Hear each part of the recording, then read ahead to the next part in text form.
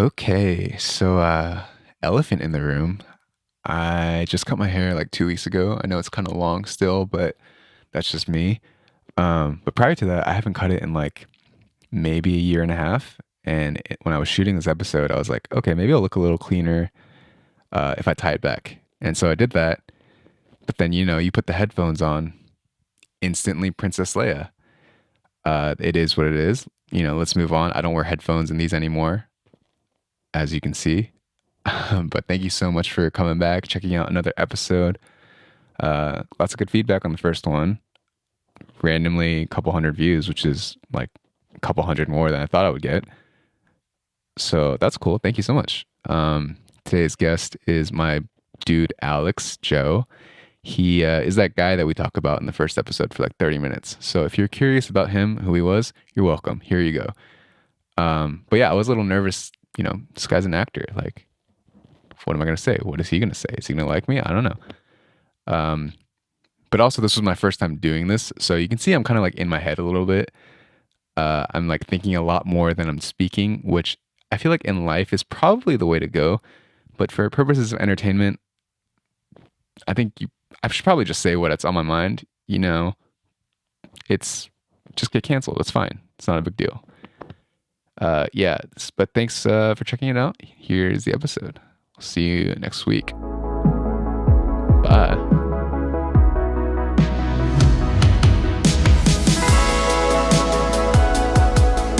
Hello. Welcome. Hello. So this is my first time doing this. I don't know.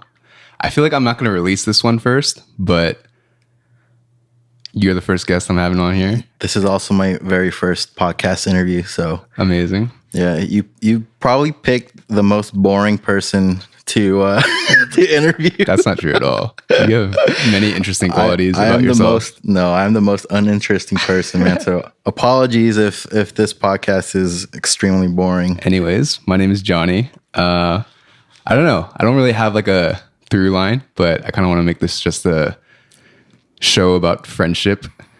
And like, I don't know any famous people, so just settle. Yeah, you do. I'll just settle with you. I mean, they're not going to come on here. But yeah, thanks for coming in. Our guest today is my friend Alex Joe. He is an actor and drummer primarily. I like to say that he's my favorite drummer to play with from Diamond Bar, California. Oh, just from Diamond Bar. Okay. Can you explain to our viewers where Diamond Bar is in relation to LA? Because like I thought that like I actually met a girl from Diamond Bar like maybe like 12 years ago when I was in high school. Oh, you didn't even tell me this. Yeah, I mean, I just thought about it recently actually, and she's like, "Yeah, I'm from LA, Diamond Bar." I was like, "Oh, that must be like a neighborhood in LA." And then no, that is very much not the case. Yeah, it's about without traffic about 30 minutes east from LA, more closer to like the Pomona area. Just a bunch of yuppies and sure, yeah, it's just the epitome of suburbs. It's just very nice. You always open. Say that like I'm very LA, but like that's kind of where I grew up into. Like I didn't grow up like in a city. I grew up like in a like you to here is like me to like Washington DC in Northern Virginia. Yeah, I'm just a suburban boy, dude. Yeah. Well, maybe that's why we get along so well. Probably. Anyways, yeah, we met like 2 years ago. You came to church. Yes. Tried out for the band. Yes. I wasn't there. You weren't there. No. But the band did talk a lot about you, and I forget who told me. I think it was Jason. He was like, "Oh, I think you'll get along with Johnny really well." He said that exact same thing to me, and I was like, "All right, we'll see." Yeah. And he was wrong because we're actually frenemies. Yeah, we hate each other a lot. Yeah. So there you go. I mean, that's the show. It's been real. Yeah. No. Yeah, I like you joined the band, and I was like, I really enjoyed playing you because I feel like our energies matched a lot. You know, you go very hard, and I like want to go hard, but we're at church, so I can't really do anything. For sure. Except like walk back and forth. Which you like to point out every time.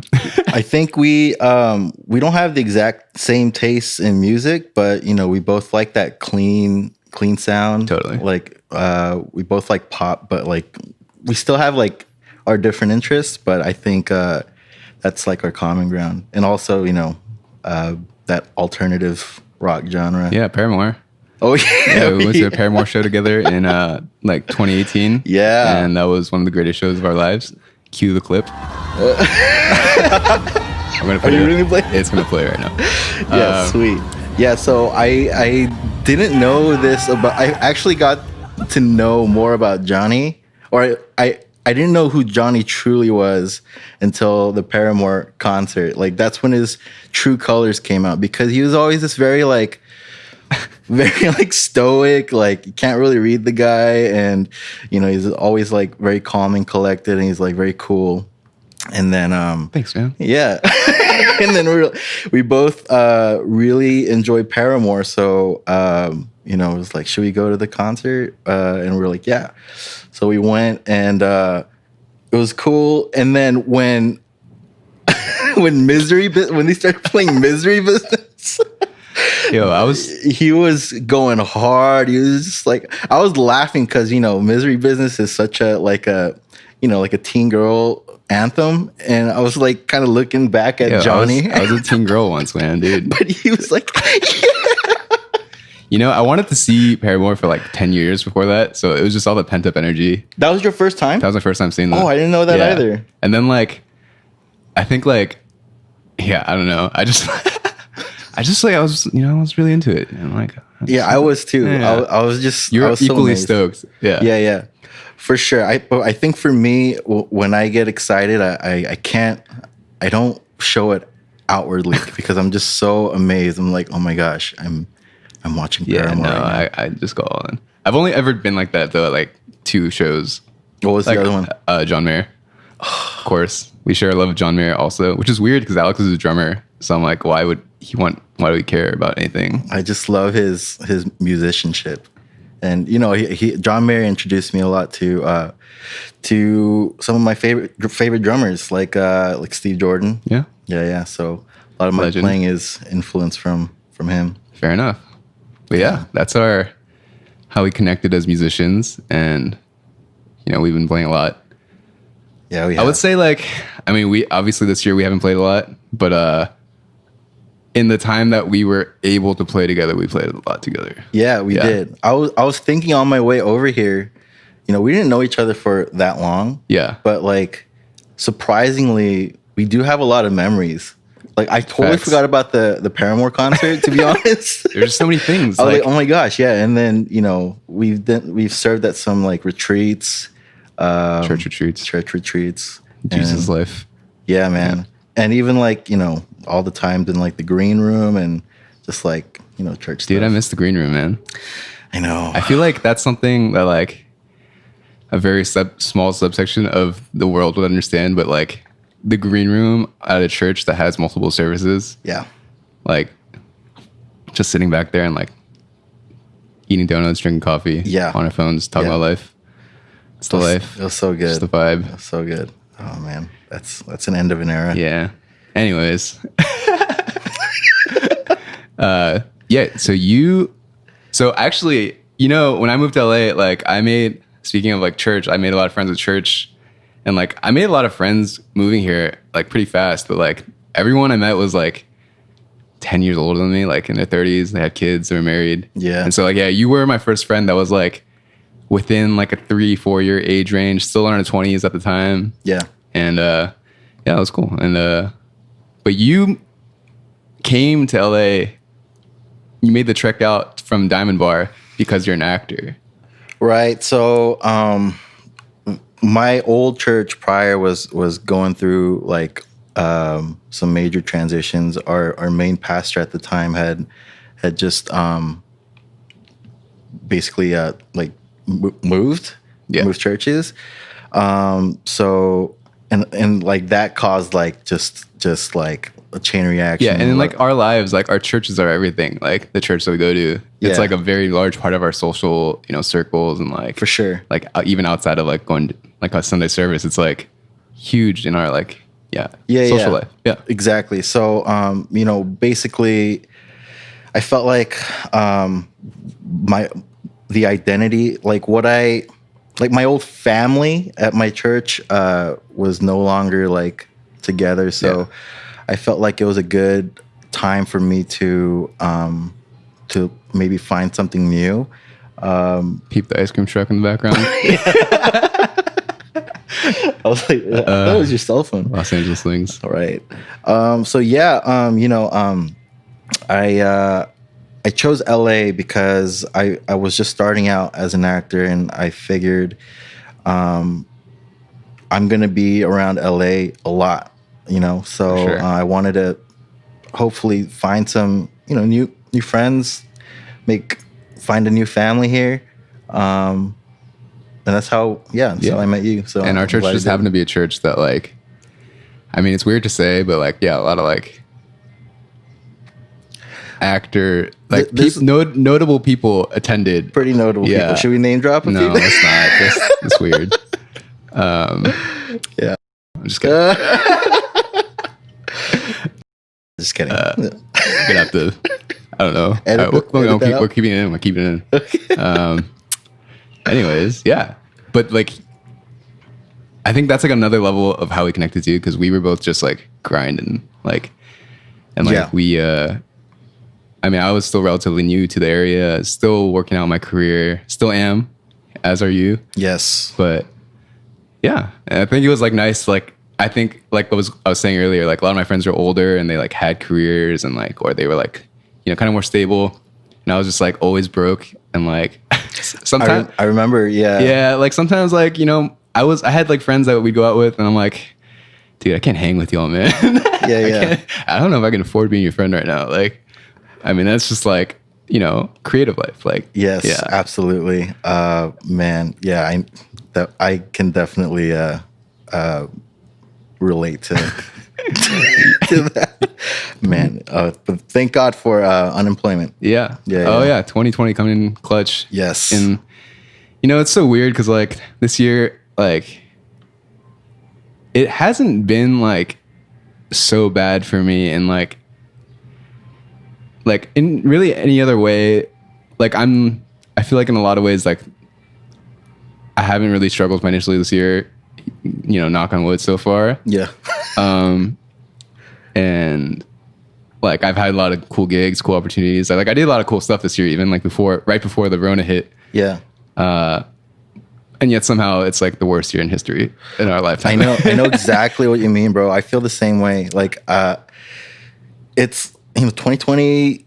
Everyone complains about it, but I'm sure a lot of people can also, admit that there's a lot of good things that unexpectedly came out of Totally. of all this. I mean, it's like you especially, like just from what we talked about before, like in person, like you've had a lot of opportunities this year that you've been working towards this whole time, like really, right? Yeah, And- like as in acting. in acting, yeah, and like, especially recently, you've been killing it, like, and now It's weird. you're SAG eligible. I know. Explain to the listeners what that means, because It's basically it's a union for actors, but it's kind of exclusive.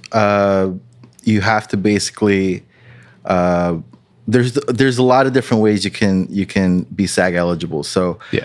if you work on enough union projects, you'll get these things called vouchers, and you really get them just like if you're at the right place at the right time. And if you get 3 of them, then you can be you can be SAG eligible. Or if a union project really wants you working on like a principal role, that's another way, which is what happened for me. but it's clutch because like well, if you do become like Yeah, you can get like benefits and like exactly. like- But then there's a hefty price you have Yeah. to pay to get in. It's like $3,000 or something, and then Yeah, that's after rough. that you have to pay about $300 annually. But it's like once you're in the union, that just means you're a professional. So there's less people you're competing with, but now you're competing with like the pro. So Sure. it's still competitive, but in a different way. for sure. Yeah. So Don't you think that's so weird? Like our industry is like, mine being the music industry and yours is like, acting and like entertainment in general for both of us. It's like, it's almost like it's built for us to fail, and like Yeah. it really takes like, you know, this determination to do it. Yeah. And like I always like describe it to people as like I'm always like on the border of like, you know, I have a lot of faith and hope in myself,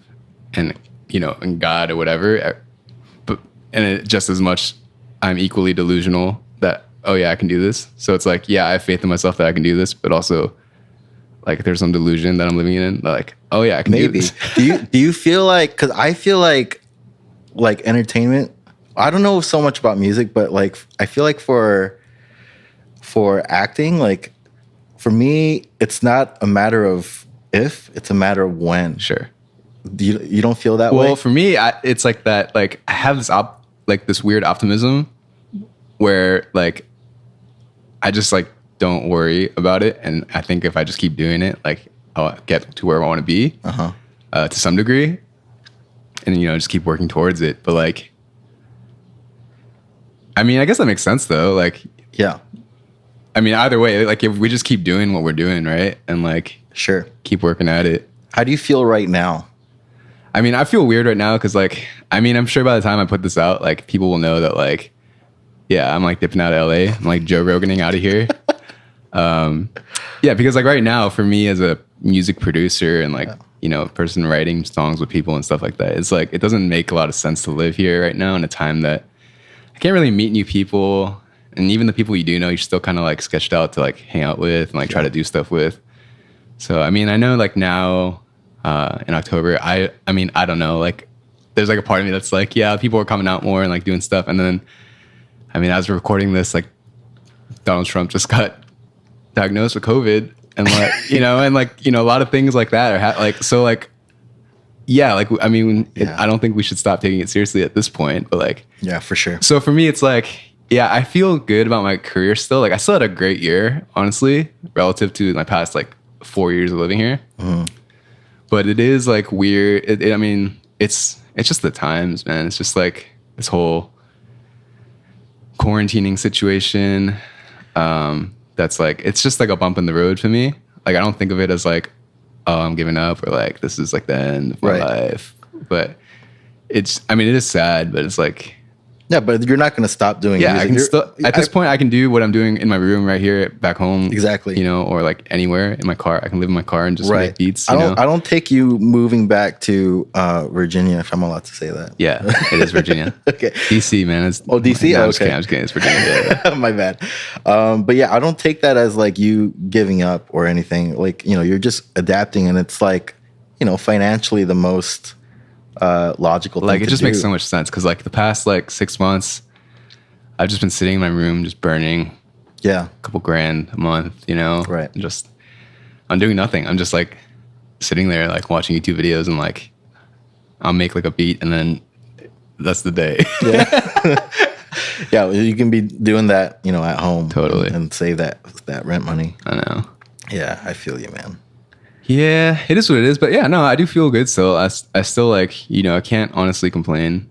And like, especially seeing you thrive in the season though, I think like, you know, that's something we can all celebrate. Yeah, but Yeah. I mean, like, I don't know. Like, Or how do you feel about where you are right now? I feel, man, I've been reflecting a lot because, like, the past 3 weeks has just been, like, that was the first time I had, like, something every day for 2 weeks, you know?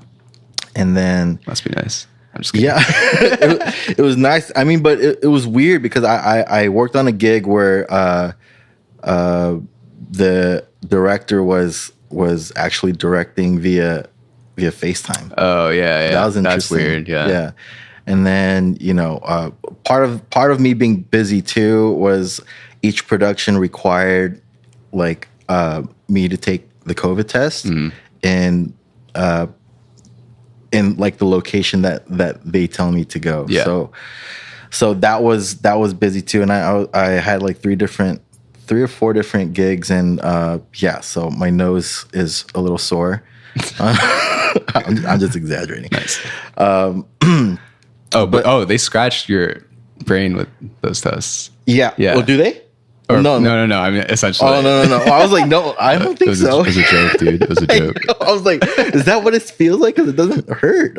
No, but yeah, I'm just being dramatic. You know, I'm an actor. Sorry, Yeah. but then but I had one where they really stuck it in like deep, and then the rest was just kind of like just the cotton swab in the nose. So it wasn't that bad. But like, so I would have to drive, you know, from Diamond Bar all the way out to their location and somewhere in like Santa Clarita. So it's like an hour God. just to get like this like 30-second swab, and I'm like, all right, you're good to go. I would argue that Santa Clarita is farther from here than Diamond Bar.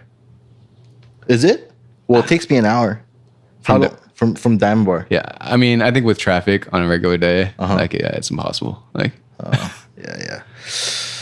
But yeah, so I forgot what I was saying with. Oh yeah, so yeah, I was busy, so I was like driving a lot, so I had a lot of time to reflect, and I was like, oh, so like I'm kind of doing it, you know. I'm like I felt like a working actor you after did it, man. Yeah, after not, you know, really having anything for a long time. I was like, this is what it feels like, and you know, part of me still felt like, obviously, you know, everyone has goals that they want to meet. You know, it would be nice if I got paid more too, obviously, and had, you know, instead of working like mainly commercials, if I had more, you know, if I could. Oh, that be on, commercial, like a TV that commercial show. money's not good enough for you. But you know, like All right, Hollywood boy.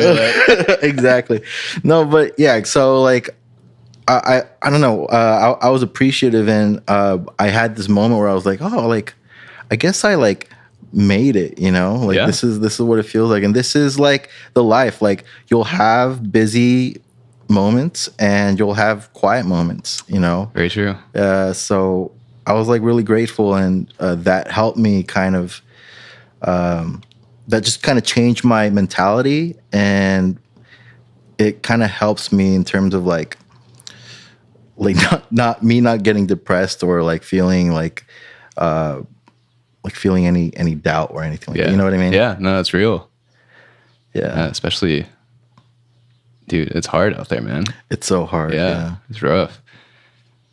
But can we talk about the last thing that just came out that you did? Which one? The one you commercial? showed. So you showed me a picture recently. I don't know if I'm comfortable talking about that. Okay, that's fine. Yeah. Just because it's like it was like a very controversial commercial. I'll just say that. Just know that Alex pretended to be Randall Park. Okay, that's fair. Yeah. That's fair. But it was very believable. He looked just like Randall Park. Yeah. We'll leave it at that. Yeah, we'll leave it at that. Yeah. All right, man. Well, let's wrap it up. Thank you so much for coming in here. Dude, Thanks for being my friend, man. Dude, Yeah, thank you for appreciate it. being my friend. Dude, it's so wholesome, dude. So wholesome. That's what this is about. Yeah. Thanks for being my friend, man. You're the best, dude. It was nice knowing you, Dude, though. you're really good at drums. You're really good at guitar. You just saying that? No. It's just I was kind of just saying that. all right, I'm out of here. All right. It's been real, dude. I'll see you when I'm back in LA. Yes, and we'll keep in touch. Yeah. Maybe we can record something together Totally. remotely. Yeah. I'll be back. Cool. Bye. Bye, folks.